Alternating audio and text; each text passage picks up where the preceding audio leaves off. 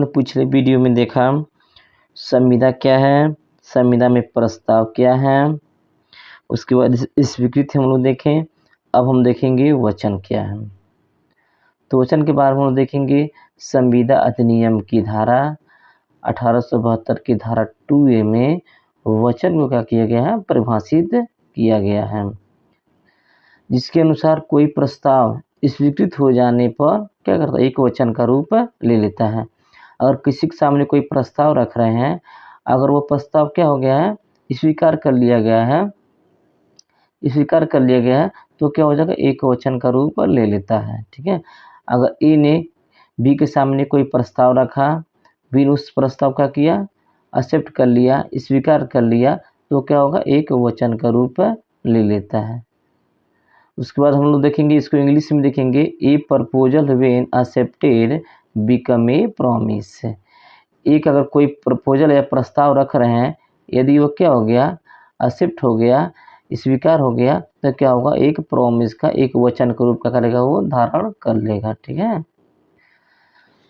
तो उसके बाद हम देखेंगे, अगर इसके बारे में थोड़ा सा और देखेंगे, तो वचन की परिभाषा से स्पष्ट है कि वचन के लिए कोई प्रस्ताव मात्र ही पर्याप्त नहीं है, बल्कि प्रस्ताव की स्वीकृति भी देनी आवश्यक है। कोई भी अगर वचन, तभी अगर किसी सामने कोई प्रस्ताव रख रहे हैं, अगर वो उस प्रस्ताव को स्वीकार नहीं किया गया है, तो एक वचन का निर्माण नहीं होगा।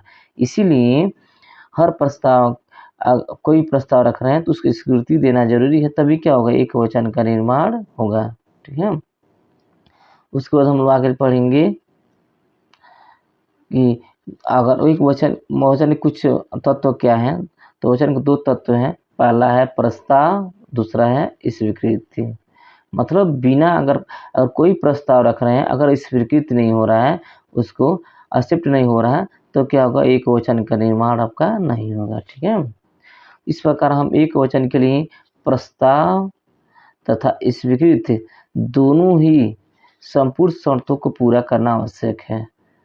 अगर प्रस्ताव कोई दे रहे हैं तो स्वीकृति उसकी मिल रही है, एक्सेप्टेड वो हो रहा है, तो उसकी संपूर्ण जितना भी उसके शर्तें हैं उसको पूरा होना आवश्यक है। यदि वो शर्तों को पूरा नहीं हो रहा है, उसके टर्म एंड कंडीशन पूरा नहीं हो रहा है, तो क्या होगा, एक वचन का रूप नहीं लेगा।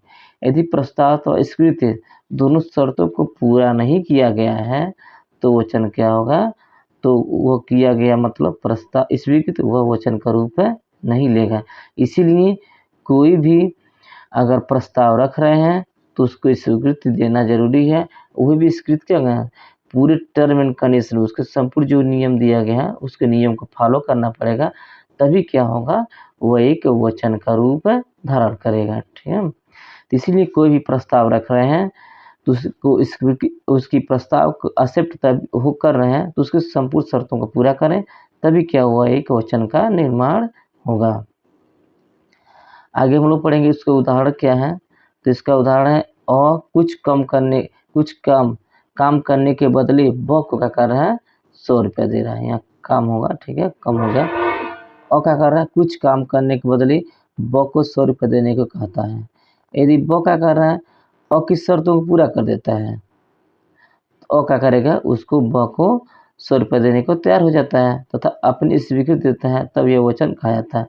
मतलब सीधे सीधे कहा जाए तो कुछ काम करने के लिए बदले ब को क्या कर रहा है, 100 रुपये देने की स्वीकार करता है, रुपये देने का कहता है। यदि ब क्या कर रहा है, की शर्तों के आधार पर, जो शर्त रख रहा है, अगर उसके शर्तों के आधार पर ब कार्य कर रहा है, उस कार्य को करता है या करने के लिए तैयार हो जाता है, तब अपनी स्वीकृति देता है कि हाँ चलिए हम कार्य करेंगे, तब वो कहा जाएगा कि वचन कर रहा है।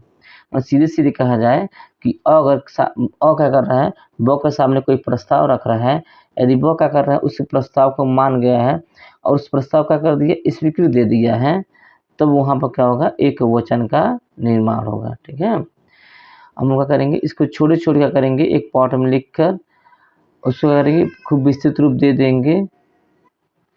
इस तरह हम लोग वचन को देखें।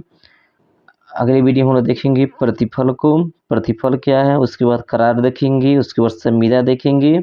एक एक वीडियो टॉपिक वाइज मिलता रहेगा, तो आप इसको क्या करें, चैनल को सब्सक्राइब कर दें, लाइक और शेयर कर दें, और आने वाली वीडियो भी आपको मिलेगा, और जो पिछली वीडियो आपको अपलोड हुई है उसको क्या करें, वॉच कर लें और प्लेलिस्ट इसका बन गया है उसको देख लें।